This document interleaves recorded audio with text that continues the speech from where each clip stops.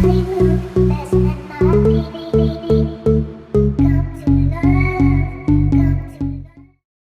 afternoon, guys. My name is Renee Dada once again. We're welcoming Mitchell Franklin / Mootyy to the podcast. Mitchell, How's it going, Renee? how are you, Yeah, man?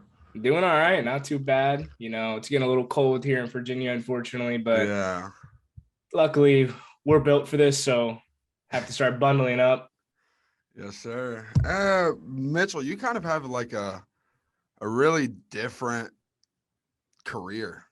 Yeah. Uh, Talk about it a little bit because that's something that's actually, when people hear it or I tell somebody about you, no one really believes me until they meet you and you kind of explain it. But go ahead and explain that. Yeah, so my primary job is I'm a professional gamer. I play the video game NBA 2K. The video game professionally for NBA teams. I've done it for 3 seasons in the league. Started in 2018, and I've been in the league every single year. We're involved with it, and right now basically to give you a short summary, like I told you to explain it, because people are so surprised, like, what, you get paid to play video games? Yes, it's pretty wild. If you would have told me 5 years ago, 10 years ago, I would have told you you're crazy if I was able to make a living off video games. But yeah, it's basically how I summarize it to people. It's the NBA, the National Basketball Association, in a virtual world.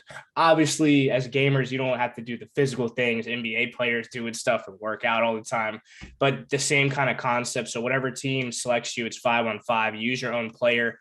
There are 6 men. You can choose to whatever player, like whatever you want your player to look like. I make mine look like myself because why not?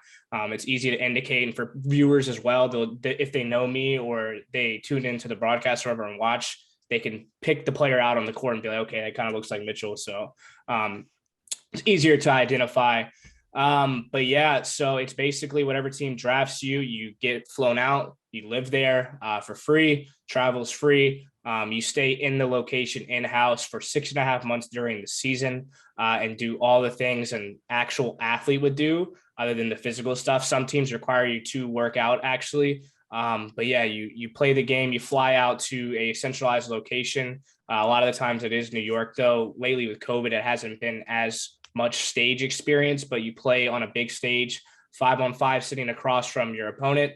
You're controlling one player, and you have all the cameras and stuff. There's a lot of trash talk, all that good stuff. But yeah, it's really cool, especially being able to put on your resume. So I've played for the Sacramento Kings team, Kings Guard Gaming, and the last 2 years I played for the Lakers team, Lakers Gaming. So it's pretty cool to be able to put that on your resume, and it also leads to other avenues and stuff. So right now it's considered just like actual sports, the off season. You're still training, you're still playing the new game and all that good stuff. But I'm actually doing content creation, so YouTube and Twitch and all that good stuff for the Orlando Magic's team, Magic Gaming. So that's a fourth team I'm able to put on my resume, NBA team that I have worked for. And, with gaming, it's only going to continue to grow because technology is going to continue to grow. So it's pretty cool. And, unlike actual sports, I'm not out there, putting my body on the line or risking any health issues leading forward. So it's a pretty cool career. So the question that I have for you is, was that hard to explain to your mom? Because I know like our parents and stuff, that comes from a generation where they're like, no, go to college, Yeah. go freaking get a good job and basically either start your own business or get a job that'll pay you. Like, how was that? Exactly. How hard was that to explain to your parents? So it actually is, surprising enough. Well, not really surprising. It is difficult for some kids to even play professionally and stuff because their parents don't really back it. And excuse me, you have to be 18 years or older, and a lot of younger kids have like better reflexes and all that stuff. They're not old, so they tend to be better at the game. It's difficult to explain to their parents. Myself, I was a full-time college student at the Radford University. And actually you can see back there, which this wasn't set. I just got the new flooring and stuff. So Yeah. that's going to move eventually. But that big bill, it doesn't look that big, but it's a very heavy, it's a picture of my player back in 2018. They had announced the league 2 months prior, to a tournament they would do every year, which was Pro-Am 5v5. They would do a $250,000 tournament. This is the second year they've done it. They basically take the top 16 teams in the entire world from Xbox and PlayStation and have them go at it. And the winner of the PlayStation and the winner of the Xbox get flown out to play in front of a live audience and stuff for 250 grand. So me being a college student at the time, I was kind of playing it because I've always played 2K competitively since probably 12, 13, 14 years old, because it was something I was just naturally always skilled at. And I found enjoyable, like an escape from the everyday life, because I'm a big sports head. Luckily, I was able to ease my mom and my parents into this, because it was hard to deny it when she sees her son being flown out for free and playing on national television, a video game for 250 grand. So that it was easier for me to say, because it's like, hey, look, here's the physical proof. I'm not joking with you. This isn't some scam or anything. And telling her like, hey, I'm gonna have to miss some college. I'm literally getting flown out to play for 250 grand. So that was easier for me. It was a cool experience too, because my team came up short. We did win the PlayStation side though, so we were the best PlayStation team in the entire world at the time. Got a little money and all that stuff. Obviously, got free stay and other cool things, shoes, all these exclusive stuff for being in New Orleans. But another cool experience was unfortunately losing 50 grand a pop. I got to get my name kind of established and branded as one of the top players in the world for this NBA 2K league that was announced. And it was also really cool because there was like NBA players there. There's Kyrie Irving, Kevin Durant, CJ McCollum, Aaron Gordon, and who was the fifth? Can't think of the fifth. Basically, those five players got to play against the team. So in the game. Yeah, so it was really cool. So all that kind of started happening. It was very easy for me to explain or show, because I had physical proof of it. And I actually had won when I was 16 years old, I think, or I was either 14, 15, or 16. I had won the largest NBA 2K period prize pool ever at that age. It was $2,000 at the time, and my team actually had won it. And at that time, it was team ups. You use physical players. There was no Pro-Am where you can use your own players. It was back with the Oklahoma City Thunder with Westbrook, Durant, Harden, Ibaka. So you use those players. And I actually won the 44 tournament, and that was the first ever major money. And when I won that, I kind of knew, because it's not like I would come home every single night and grind the game. You know, I had a social life. High school, you got to do all that schoolwork and all that stuff. In middle school, I played sports. But when that started happening, I was like, okay, maybe I'm pretty good at this stuff. Like, and it's also enjoyable, and I like winning money. So, but yeah, it is tougher. That's a good question. I get asked that a lot. It is tougher for a lot. The majority of people and kids to explain to their parents, like, hey, this is actually a career, and the benefits, like, and the opportunities will open up later on if they don't have the physical proof of winning it. So myself, it was easier for me to kind of just dive in there and say, hey, here's the proof. I'm going to be on TV. I'm going to be on all these apps and stuff playing this game for money. Like, tune in. So it's easier for me. Yeah. Now, the other question. You go from, well, you went to the same college I did, Radford, small college. Probably in your time it went about 8,000 kids. My time, 11,000 kids. It grew a little bit, but ultimately it's a smaller school. Right. With all basically getting flown out and all that, all the lights, all the cameras, all that, was that a culture shock to you, or was it something that, I mean, because you're pretty social. I mean, you and me have been friends for what, a year and a half, and you didn't hesitate to come up to me, and I'm extremely social as well. So, but I mean, at the same time, that's kind of a culture shock. How did you handle all that? It definitely was, and I'm pretty sure I told you about it too. Myself, I'm one of the more, I'm one of the more confident people, which can come off as arrogance sometimes, but it's just pure confidence, and I'm a very sociable person, like you said. And anything I did, except there was one thing I always would get nervous about and stuff, and it was any type of class presentation or public speaking.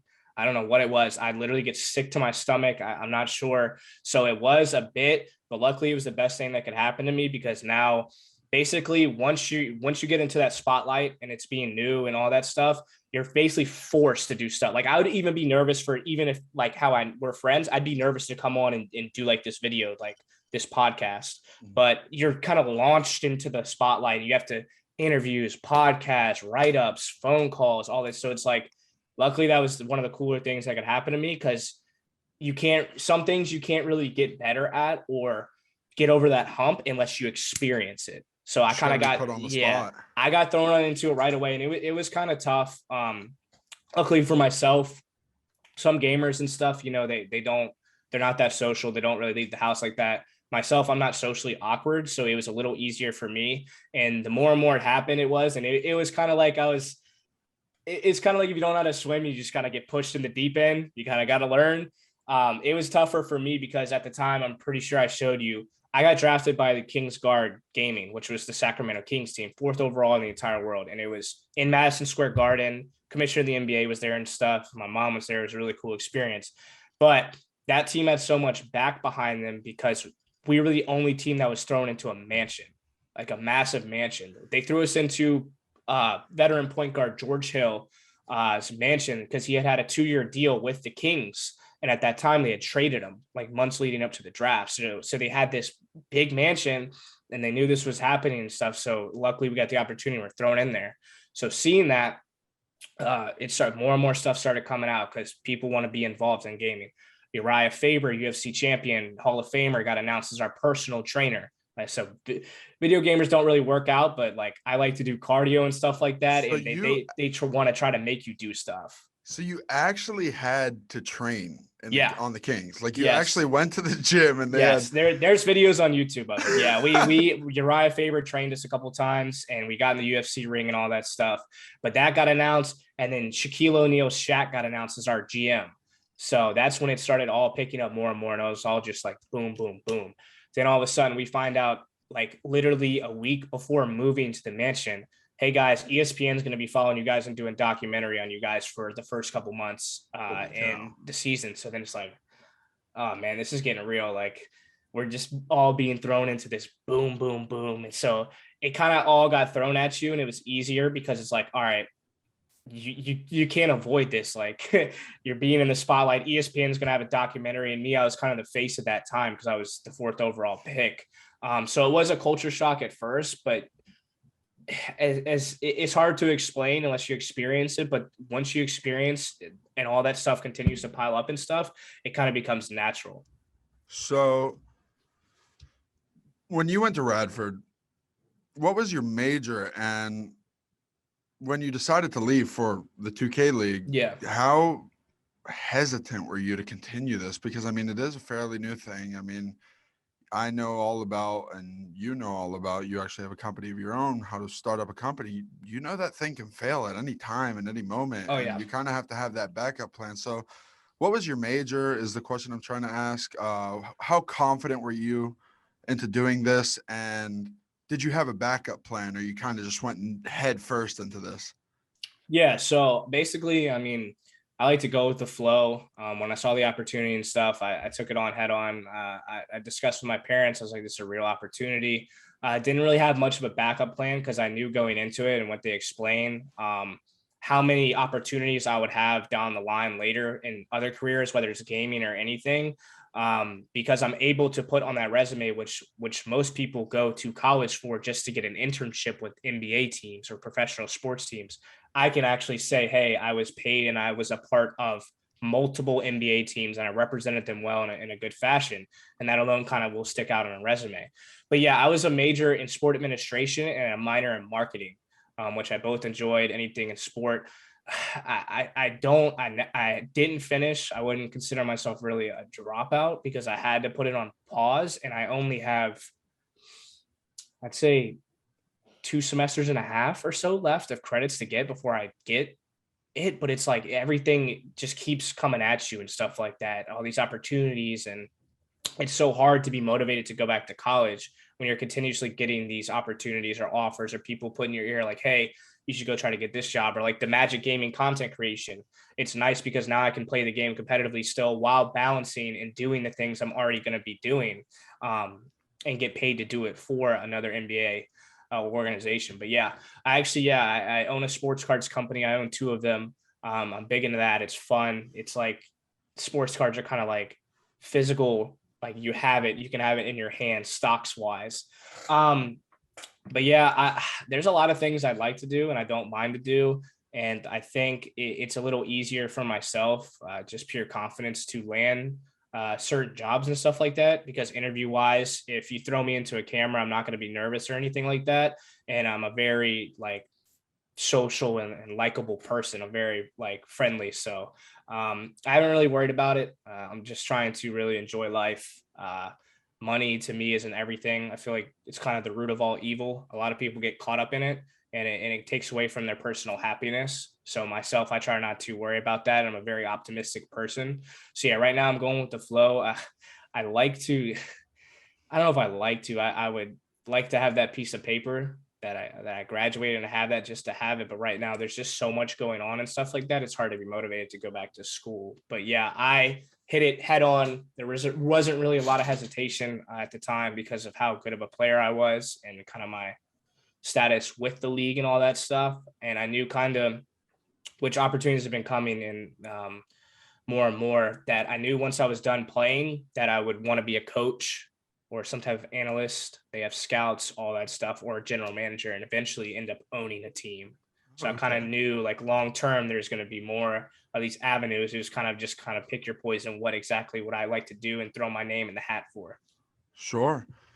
That's awesome. Now I'm a firm believer, and it's not what you know, it's who you know, because those who you knows are going to teach you the road on what you need to go to. And in the professional world, I think having contacts is so important because everyone thinks Absolutely. they're a know-it-all and they really don't know crap, and No. they end up hurting themselves and going nowhere. So do you think doing something like this has given you a direct pathway of getting these contacts and learning from these different people and kind of getting a boost from them to steer you in the right direction even when things haven't worked your way all the time? Sure, absolutely. I think it is kind of who you know. Like you never know. Like for example, I'm close friends, and I think it's very important too. Let's touch on it to never burn bridges, no matter if you dislike the person, because you really never know, or if they've done anything to you. Just always try to be as hard as it is. If you kind of feel like you're being screwed over or anything in situations, to never burn bridges and always be the bigger person, because you never know what could happen, or if an opportunity pops up that you like to do and it's affiliated with that person or say team or anything, you don't already want to ruin it before you even get a chance. So it's like kind of I've been friends and played 2K for a while with the general manager and head coach of Magic Gaming. So that's kind of in a way how I landed this content creation job. Because he knows who I am and how good I am at what I do in content creation and stuff like that. So he offered it to me out of the blue, and that's an example of connections and who you know and stuff, because you never know. Someone could call you in 5 minutes tomorrow, a week, and say, "Hey, I got this job opportunity. I think you'd be really good for it. Are you interested?" And it could change your life, or it could be something you do for the rest of your life. I think it's very important to always just, no matter what, just try to, because you never know. Build connections. Be a professional. As corny or cliche as it sounds, because you never know who you could be talking to, or you never know who's watching. So I think that's a very um, big deal as well. And yeah, and I think doing this job and stuff, I learned so much, and I'm very open minded. I'm not afraid to ask questions like that, which don't feel like you're annoying. Always ask questions if you're not sure. Um, because at least if you're asking questions to an individual or whatever the situation is, then they know you're engaged, they know you're wanting to learn or actually interested. And that was pretty cool, because I have under my belt too, with the opportunities I have 3 years, over 3 years now of experience of actual MBA in the workplace training, because they would make us do those sessions, the same NBA players and WNBA and all that do, respect in the workplace, training, all that type of stuff. They make you do it. You go an entire 2 days or so having to learn about that stuff, respect in the workplace. There's so many more, and it's really cool to learn stuff like that. And it's stuff you can apply to every day and whatever you're doing, like in your future. Sure. Uh, Now I spoke about this in my last podcast. You have to love what you do, especially in what you do, because I mean, ultimately you are sitting and staring at a screen for long periods of times, and uh, at least when I played video games hard back in the day, I got bored of a game. Yeah. So I think from what you have told me and watching your like Snapchat memories and the stories you've told me, they keep you entertained in other like other aspects of it, like taking you to games and stuff like that, and you get like pit tickets and stuff. Oh yeah. So talk a little bit more about that and some of the experiences that you've had just doing that stuff. Who you've met. Yeah, it's cool. Especially my time with the Kings was cool because they're not like really as big name as the Lakers. So we were able to do way more stuff affiliated wise, and they had their own arena. You get to meet a lot of cool, like our actual practice facility was in the Kings like arena. So it was like, I'm pretty sure at the time the power forward Jack Cooley just walked into our facility when we were practicing one day and was just checking it out. And De'Aaron Fox had show interest, met him. Um, but the Lakers are really cool too, even though that's the biggest part is they share the Staples. Now it's going to be crypto.com arena.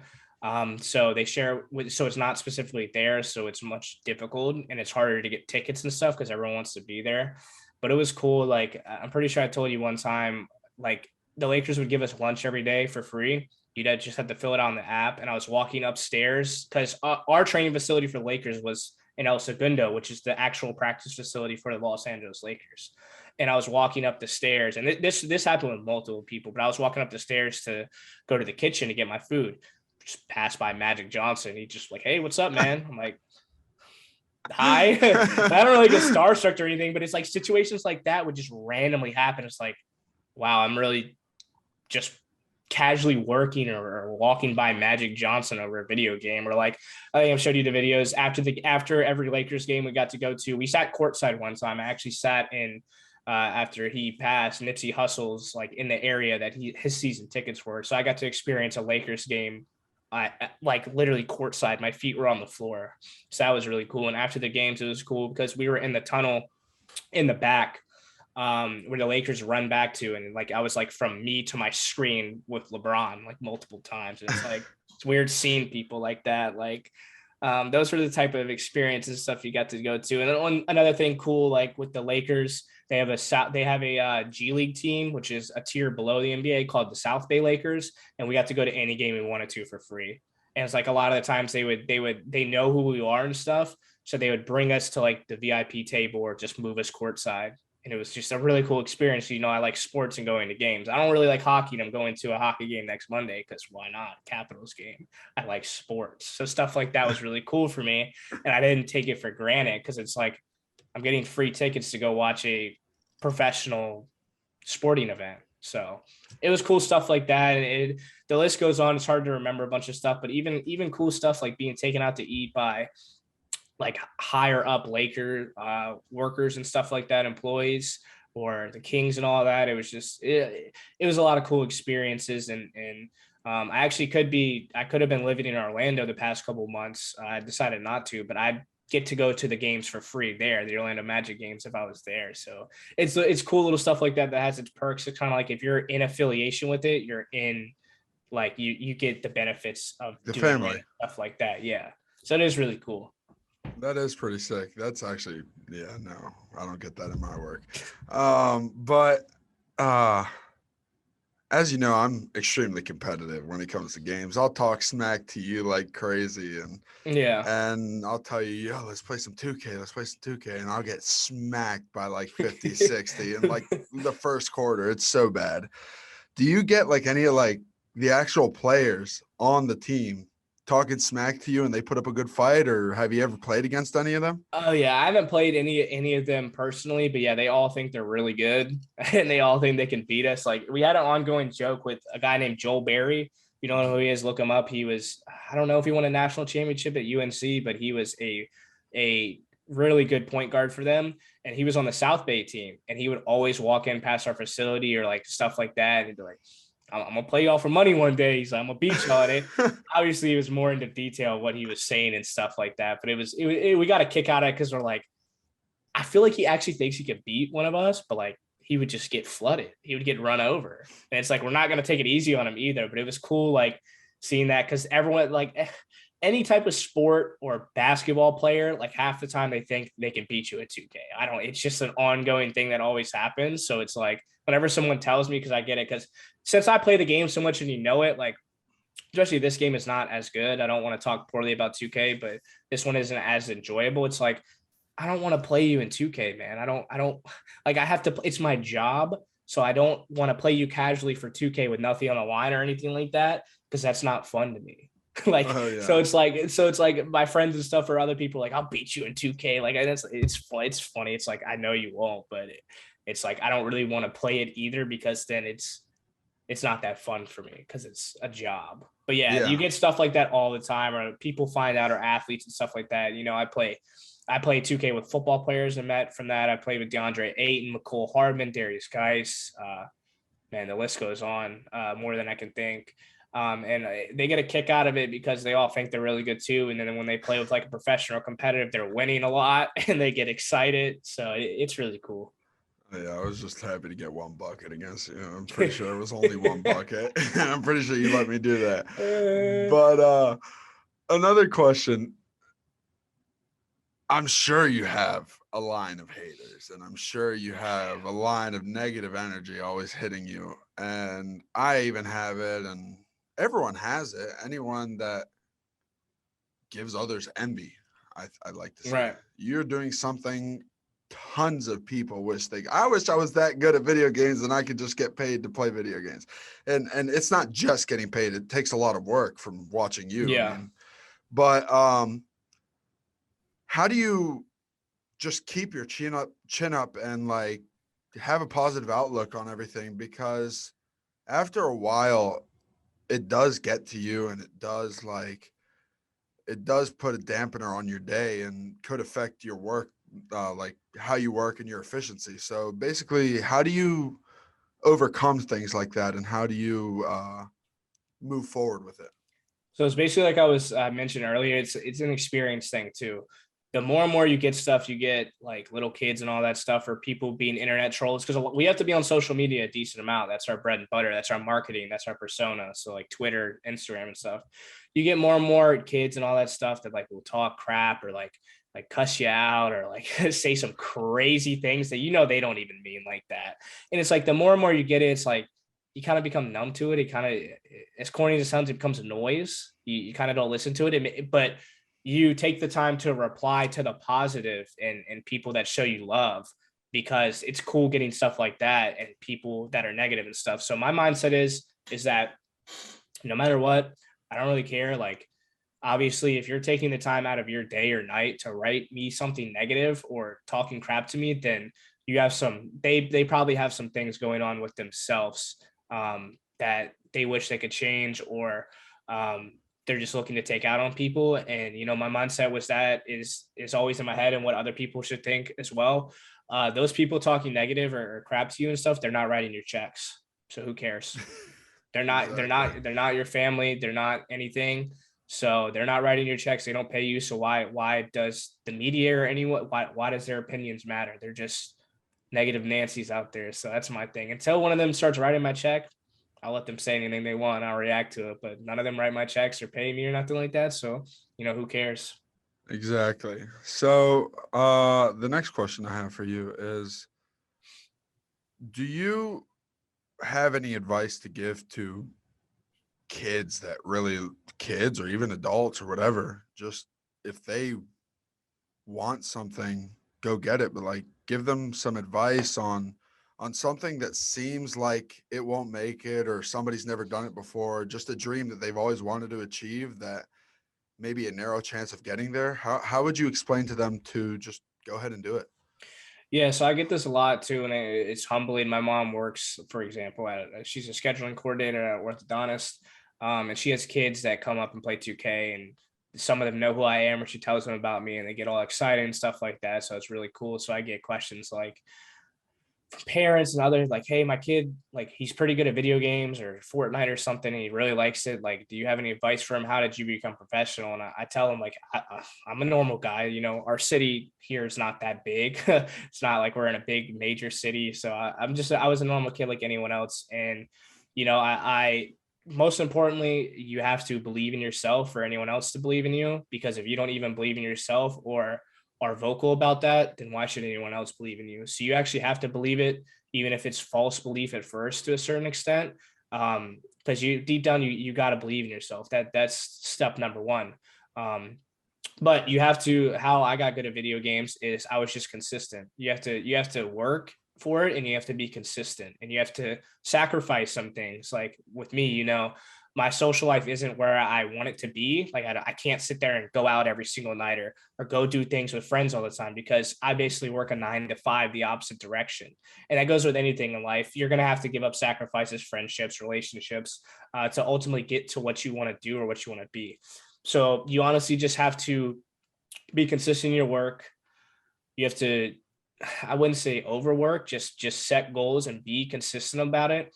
And you have to ultimately believe in yourself. As corny or cliche as it sounds, you really do. And you have to sometimes, if it's anything that you're doing or position wise, you kind of have to say out loud sometimes, I'm the best, stuff like that. You gotta actually believe it, or just put your hands up as like, feel like you're the best, feel like you can do it. Because if you first off have any type of doubts, or um, listen to any negativity or anyone that tells you can't do something, then you're already going in the wrong direction. Because there's people that aren't going to believe in you. There's people going to think you're crazy. There's people going to say you can't do it or laugh about it. But if you firmly believe about it, and you start chipping away and consistently putting in the work and believing in the work, and most importantly also enjoying it, you have to find, in the midst of chaos and storms and stuff like that, you have to find that little bit of happiness. Because if not, if you're then it's just going to end up you not liking what you're doing, or in the direction you're getting there, because it's going to be harder at first, and you're not just going to march your way to the top of what you want to ultimately do, or your ultimate goal. There's going to be a lot of storms and stuff like that, so you got to honestly try to find the joy and the happiness in it, and work through it and believe in yourself. That's what I have advice wise for um kids, adults, anything, because it's not nothing's gonna ever be like clean cut, like rainbows, like sunny days. Like it's not. And it could go on for nights, days, months, years. But as long as you continue to chip away, and you're consistent with what you're doing, and you believe in it, you can honestly do anything. Yeah, and that's crazy. One thing I do abide by, even in my company, is you're your biggest critic. Yeah. People think other people are criticizing them, but at the end of the day, it's themselves criticizing themselves and doubting themselves, which is Or thus making them overthinking. fail. Exactly. And yeah, I mean, that was a really powerful statement. Now, the next question I do have for you is, do you see yourself doing what you're doing for basically the rest of your life when you have kids, a wife? I mean, whatever.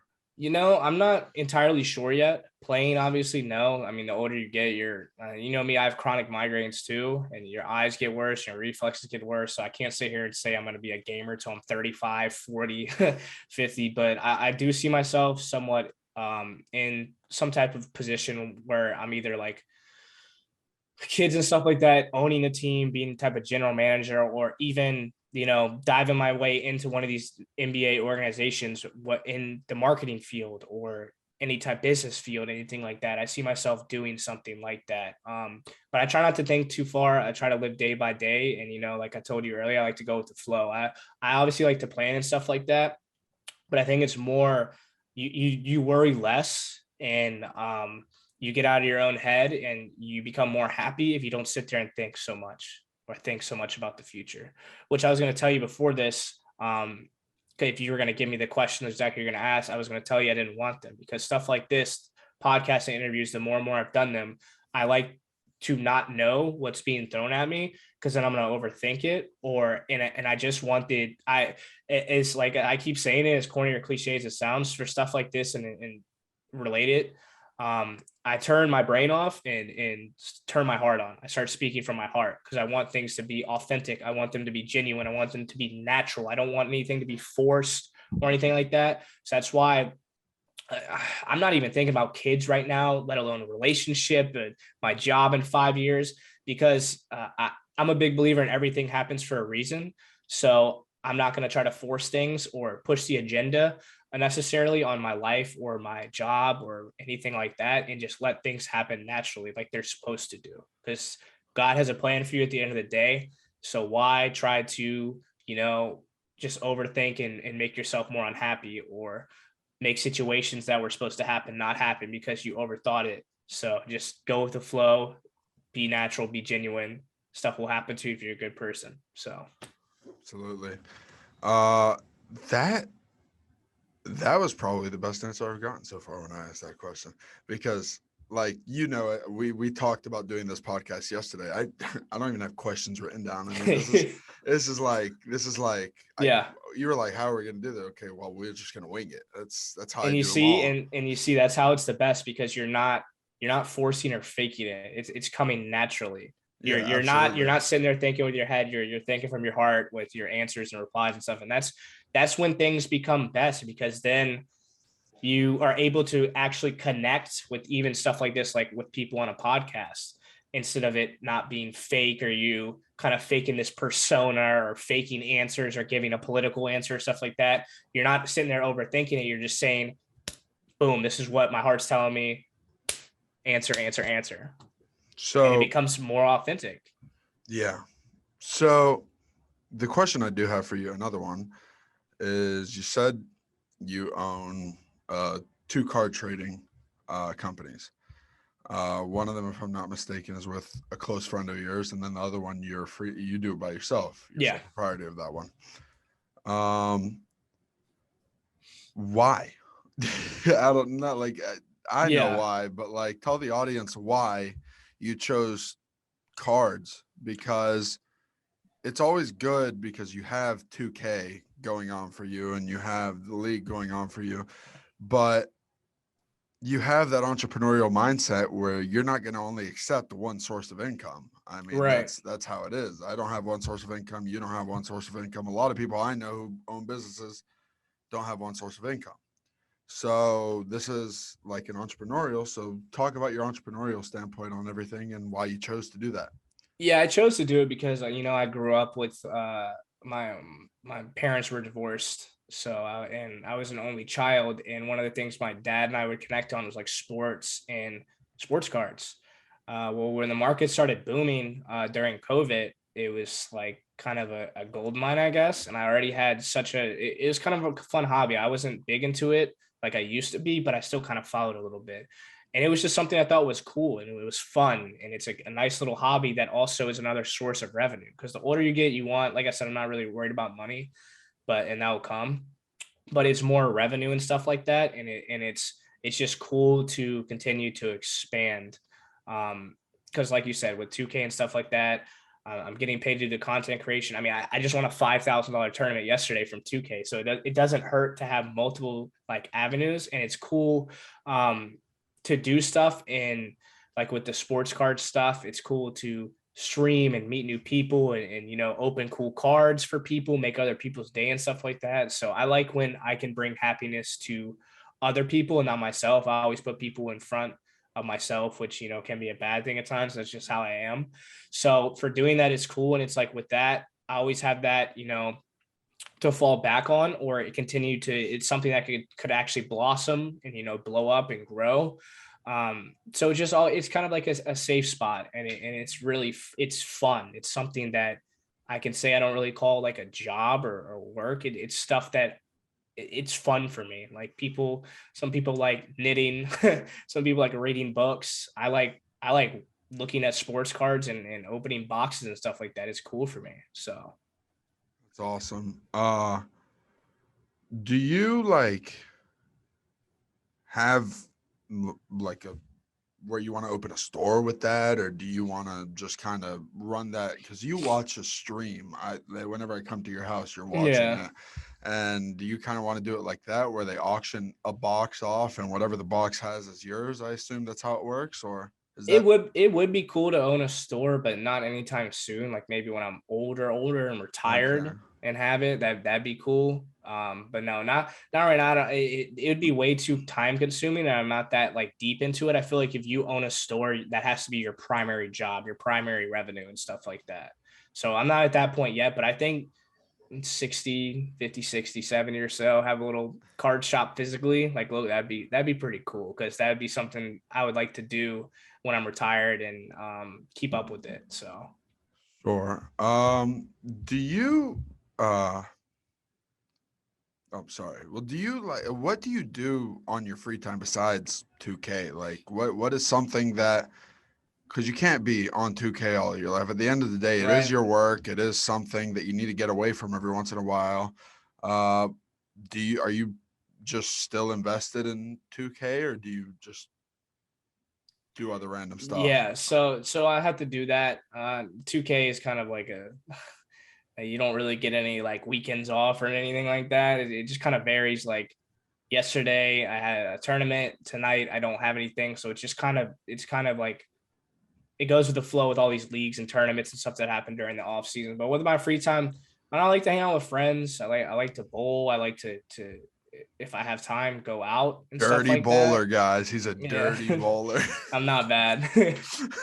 That's fun. That's something I've been doing a lot. But I'm a very outgoing person. I like to do that, and I like to be with friends and family. But sometimes I just like to chill by myself. Like I just like to not look at my phone or anything like that, because I spend so much time having to be caught up in social media and video games. So it's nice to have some free time to just chill. That's part of the reason why I'm single too. Like I don't A, feel like I have enough time for like a girlfriend right now or anything. And B, it's like when I have my free time, I'm not trying to really spend it with another person if I'm not with friends or going. Like I just want to chill, kick the recliner back, watch some Netflix, just relax, not look at my phone. So that's what I like to. I like to chill, get a little mental break, because I do suffer from chronic migraines too. So it can be a lot sometimes. They happen out of nowhere. So it's like staring at a computer screen, a phone screen, going out with a bunch of lights and stuff like that, like in loud noises. So sometimes it's just nice, kick your feet back and put on some Netflix and chill. Oh yeah.